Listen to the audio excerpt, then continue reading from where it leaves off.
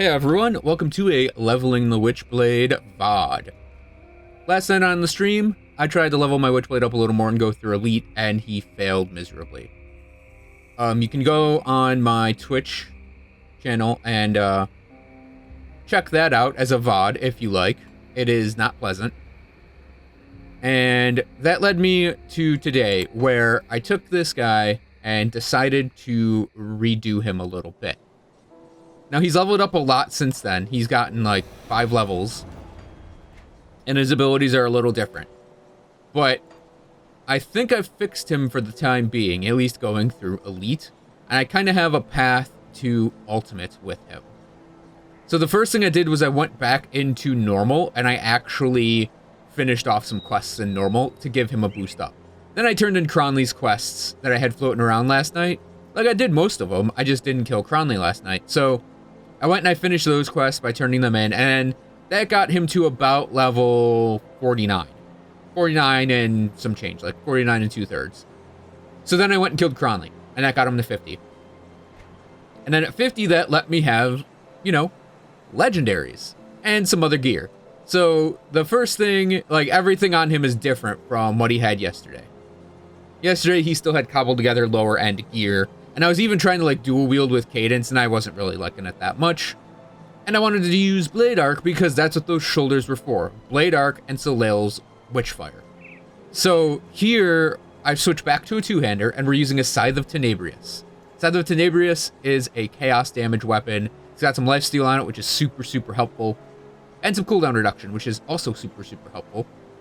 Given that our O'Learen's Might that we have on this weapon, and our Blood of Dreeg, and our War Cry, and, I mean, I guess not really the Curse, but yeah, a lot of our abilities are cooldown based, so that's pretty helpful. Oh, and I threw O'Learen's Blood on the weapon, because it's a super powerful attack, and it fits within our damage types. And for damage types, we're actually switching over from Bleeding to more Internal Trauma, Chaos, and Vitality. And I'm hoping to build these 3 damages up on top of, you know, a little bit of physical pierce stuff going on going forward. So at level 50, I went and I grabbed up the Legion Headguard and Legion Pauldrons.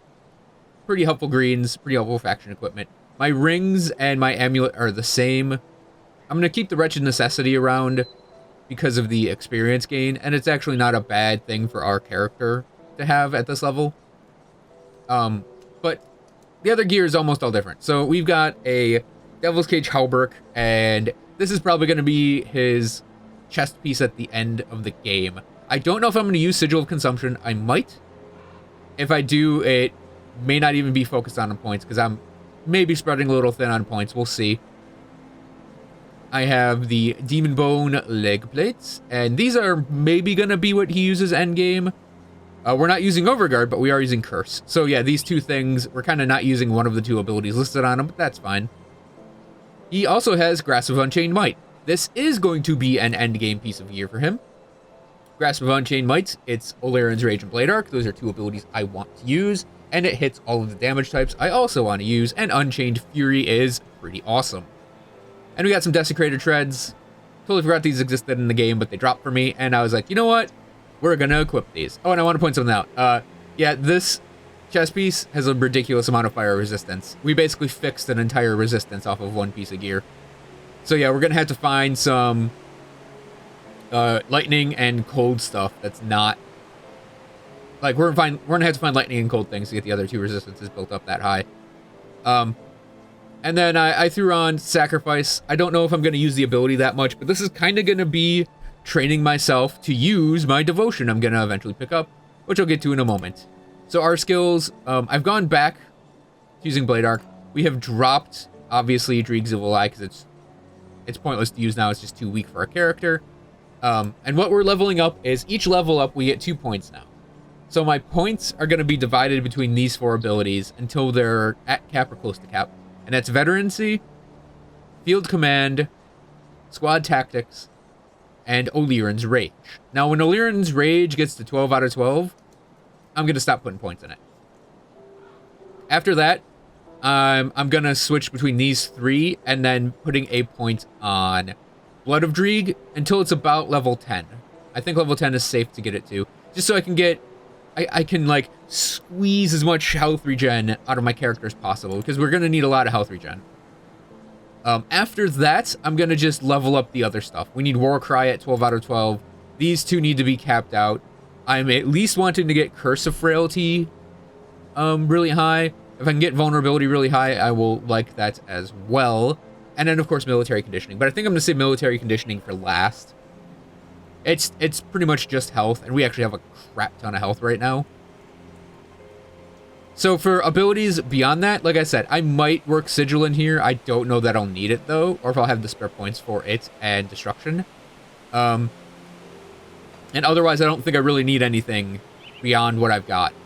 We're going to run O'Learen's Might pretty much to the end game. It's going to be one of our abilities we cycle. And I think between these 4 abilities, we'll have a fine rotation that won't get really boring. So for Devotion, I built up my defensive stuff first because we need a lot of health regen. And the reason for that is I'm eventually going to get the Hungering Void ability. Hungering Void is basically 10 seconds of hell for the enemies, and you need a crap ton of health regen to use it. That's also why I mentioned Sacrifice. I'm sort of going to train myself to having my health regen taken away from me for a short period of time. But once we stack a lot of health regen from Veterancy and from Blood of Dreeg, and fill out the rest of the Tree of Life, and get some life still going on, I think we'll be fine to run this and not have to worry about it. So the other thing is, after I get the my next 3 points, I actually think I'm going to put them into the Lizard and then respec out of the Panther, because I don't need that 2 Law anymore. Because initially when I was speccing this out, I did not have Skills of Okama. I was going to go for the Revenant without the ability. The Revenant giving you this node here for attack converted to health and some health. And you get like Vitality Res, which we don't need on this character because of our gearing, and then more health and less damage from undead, and chance of, I don't care about the Energy Leech and Absorption. So I was like, that's half of what I want. But I can get all of what I want out of the Scales, which includes a whole lot of health and health regen on top of this ability. Get the Scales, which is awesome for us because we're going to be vitality damage based. It's a lifesteal thing that should be really helpful for our sustain. But what's happening here is I have 2 extra points in Law than what I need, because Tree of Life only requires 7.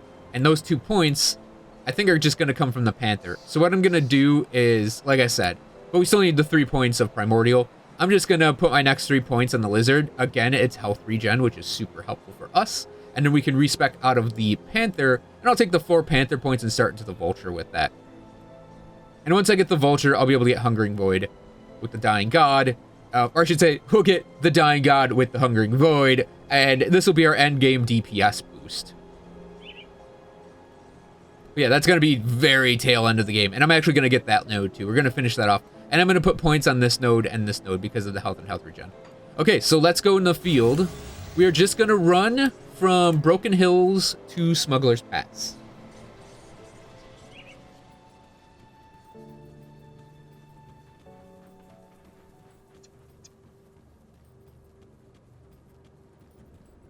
So what I'm doing here is, the beasts are going to be a perfect example of me just being able to handle killing stuff. So what happened last night, for the uninformed, is on my stream, I started leveling this guy up, and he basically could not get through Cronley's lair without constantly dying. He had 0 tankiness whatsoever. But because of what we have running here, I think I've solved the problem of his tankiness.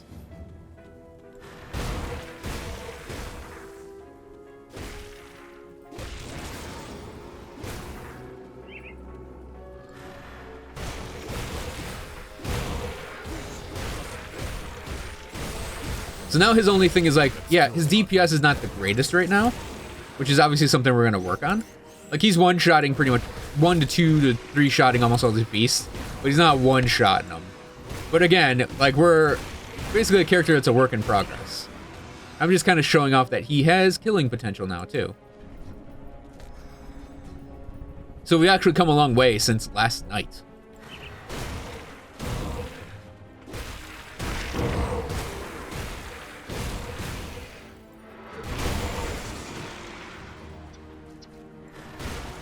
It's amazing what a few legendaries and just a little leveling and respecking will do for a character.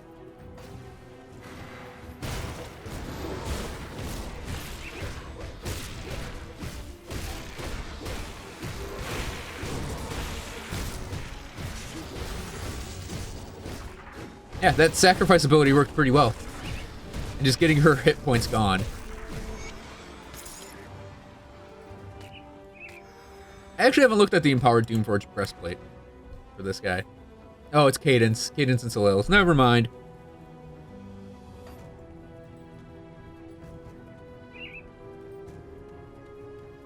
Yeah, also, I'm going to point something out. Like, you probably noticed this at the start. This guy looks awesome right now. Like, he's in all black with a giant glowing red scythe. Metal as fuck.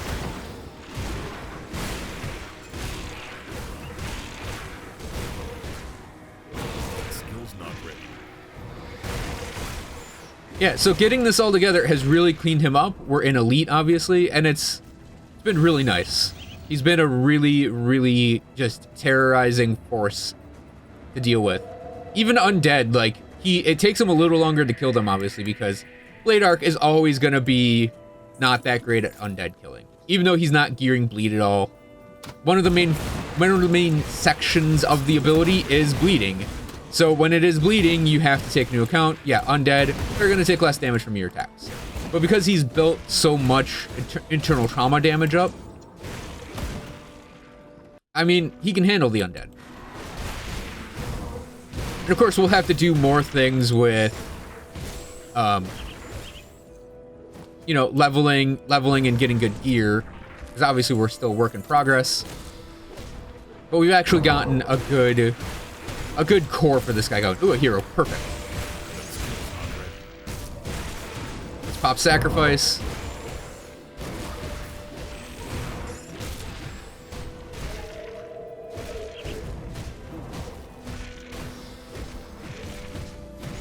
Yeah. Yeah, pretty good stuff.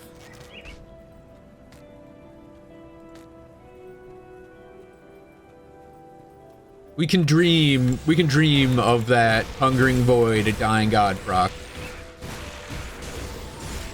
And you may be asking, why no Cadence? Well, you guys may remember, and I keep gloating about them, those shoulders I got from Benjar. They're pretty much the reason I'm not using Cadence. They're Blade Arc shoulders, so I want to go with Blade Arc. It's also a non-standard build.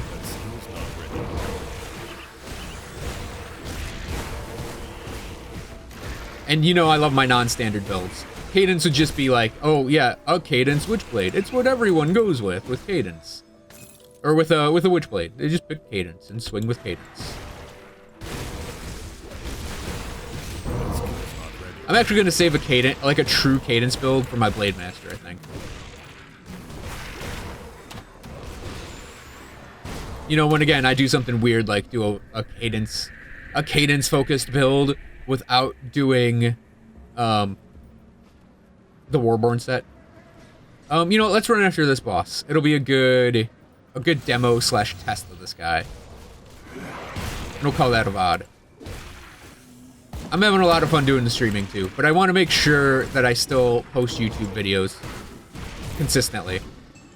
Like if I do streaming every other day, I think I can do that.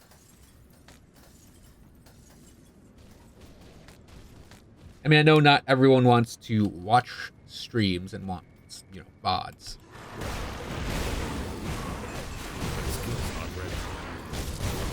Now here's a question for everyone watching. Should I just post my streams straight as, like, archived videos to YouTube? Would you guys watch just straight up streams put on YouTube? Or should I keep that mostly on Twitch?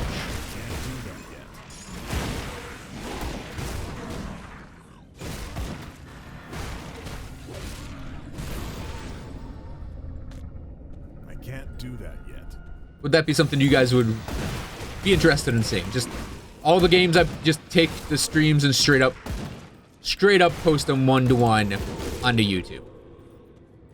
Maybe remove like dinner breaks and stuff, but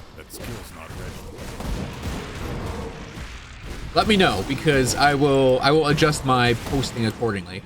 Because that would also solve the problem of me trying to post daily videos, because I could just take the streams from Monday, Wednesday, Friday, and post them Tuesday, Thursday, Saturday. And then figure out something else to post on Monday, Wednesday, Friday here. Or even divide the streams up for videos, while mixing in VODs, of course.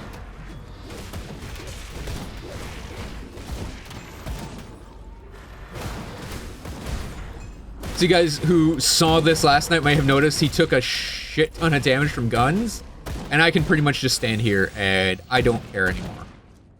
Come on, shoot me. That skill's not ready. You guys are boring. So yeah, when we got that tankiness build up, we solved so many problems, and it's all about that tree of life. Such an amazing constellation.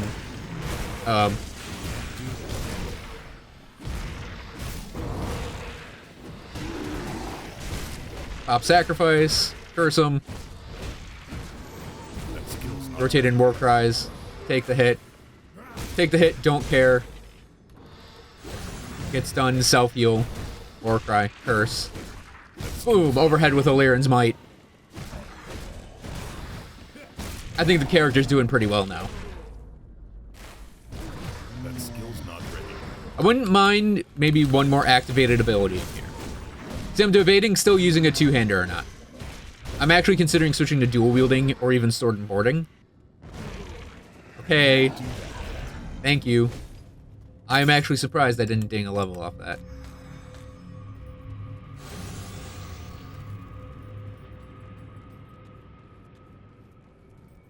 See, it all depends on what I get weapon-wise going forward. I won't be using the Blood Rager set, by the way.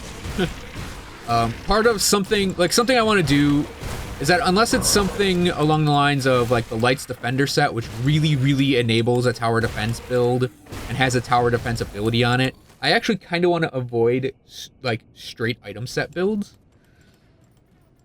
So I mentioned, you know, a Warborn Cadence guy, and it's like I don't want to use Warborn, honestly, with it. I want to come up with some form of Cadence guy that just works without having to equip a set.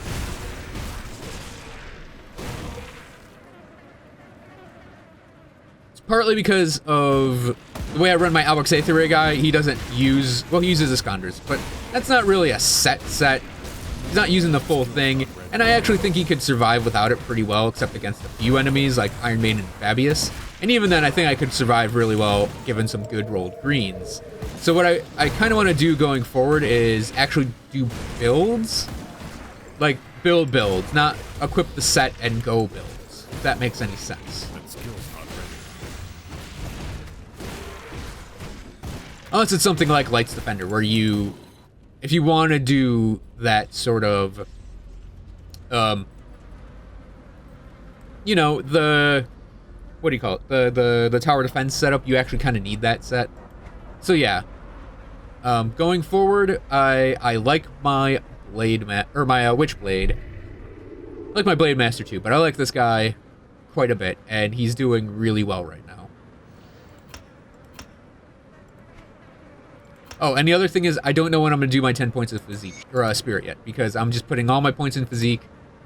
I know we're going to be doing spirit to, like, equip a few rings, like 10 points in it, maybe, 15 points, maybe. But yeah, it's all been physique so far. Alright, so that's going to cover my time for this video. Thanks for watching, everyone. I hope you guys enjoyed it, and I'll see you guys next time.